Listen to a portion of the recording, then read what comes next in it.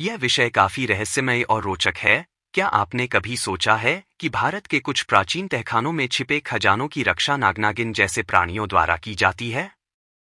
ये कहानी सिर्फ मिथक है या सच्चाई का हिस्सा?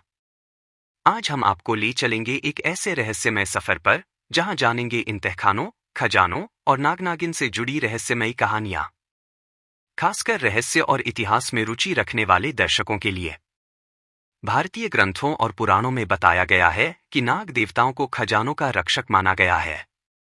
पद्मनाभस्वामी मंदिर, केरल, इस मंदिर के गुप्त तहखाने में खजाने की रक्षा करने वाले नाग देवता का उल्लेख मिलता है।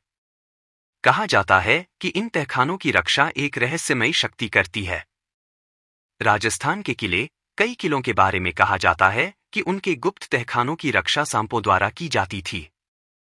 नागमणि, ऐसी मान्यता है कि नागमणि के पास अद्भुत शक्ति होती है और इसे पाने की कोशिश करने वाले कई लोग रहस्यमय तरीके से गायब हो गए। भारत में कई ऐसे स्थान हैं जहां प्राचीन खजाने छिपे होने की कहानियां प्रसिद्ध हैं। पद्मनाभस्वामी मंदिर का खजाना, इस खजाने को दुनिया का सबसे बड़ा खजाना माना जाता है। यहाँ 6 गुप्त तहखाने हैं और उनमें से एक तहखाना, वॉल्ट बी, आज तक नहीं खोला गया।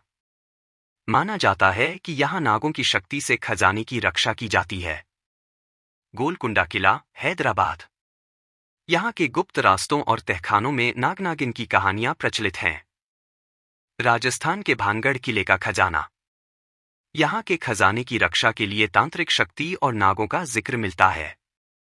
नागनागिन का बदला लेने की कहानी, कई कहानियों में कहा गया है कि नागिन अपने साथी की मौत का बदला लेती है। ऐसी कई लोक कथाएं हैं जहां नागनागिन ने खजाने की रक्षा के लिए इंसानों पर हमला किया। हालांकि वैज्ञानिक दृष्टिकोण से सांप बदले की भावना नहीं रखते, लेकिन इन कहानियों ने लोगों में डर और रोमांच पैदा किया है। खजाने और नागों की सच्चाई, वास्तविकता, नाग और खजानों की कहानियां कई बार सांस्कृतिक और धार्मिक मान्यताओं का हिस्सा होती हैं।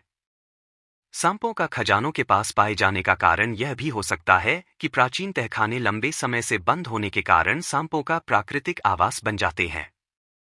खजाने की खोज में कई लोगों ने अपनी जान गंवाई है। इन स्थानों पर कानून और सुरक्षा नियमों का पालन करना जरूरी है। नागनागिन और खजाने की कहानियां भारतीय संस्कृति और इतिहास का एक अनमोल हिस्सा हैं। ये कहानियां हमें रहस्यमय अतीत और प्राचीन परंपराओं के करीब लाती हैं। लेकिन इन कहानियों के पीछे कितनी सच्चाई है, ये अभी भी एक रहस्य बना हुआ है। कालिया नाग अपने परिवार के साथ यमुना नदी के एक भाग में रहता था। उसके शरीर से निकला विष इतना शक्तिशाली था कि यमुना का पानी जहरीला हो गया और उस पानी को पीने वाले जानवर और पक्षी मरने लगे। गोकुल के लोगों की समस्या, यमुना का पानी जहरीला होने की वजह से गोकुल और वृंदावन के लोग बेहद परेशान थे। इस समस्या का समाधान भगवान श्री कृष्ण ने किया। एक दिन श्री कृष्ण अपने ग्वाल दोस्तों के साथ खेलते हुए यमुना के किनारे पहुंचे। कालिया नाग के आतंक को देखकर श्री कृष्ण ने यमुना में छलांग लगा दी और कालिया नाग से युद्ध करने लगे। कालिया नाग ने भगवान कृष्ण को कई बार अपने कुंडल से बांधने की कोशिश की, लेकिन असफल रहा।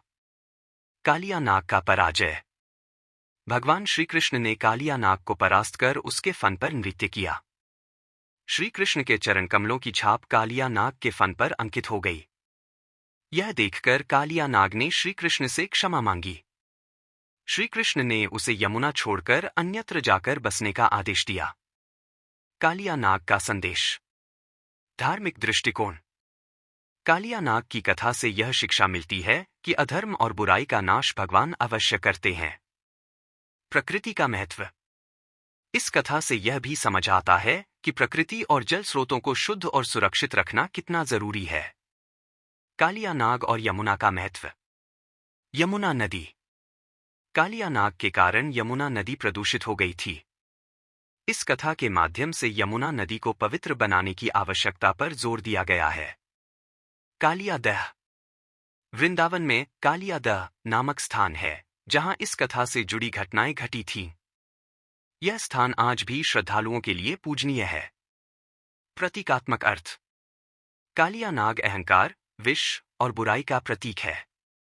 श्री कृष्ण का कालिया नाग पर विजय प्राप्त करना यह दर्शाता है कि दिव्य शक्ति से हर समस्या का समाधान संभव है। आधुनिक संदर्भ में कालिया नाग की कथा। इस कथा से यह समझ आता है कि जल और पर्यावरण को स्वच्छ रखना हमारा दायित्व है। यह कहानी आज भी प्रेरणादायक है और भगवान कृष्ण की चमत्कारी लीलाओं को समझने में मदद करती है। कालिया नाग की कथा भगवान श्री कृष्ण की अनंत लीलाओं में से एक है, जो बुराई पर अच्छाई की विजय और जीवन को सकारात्मक ऊर्जा से भरने का संदेश देती है।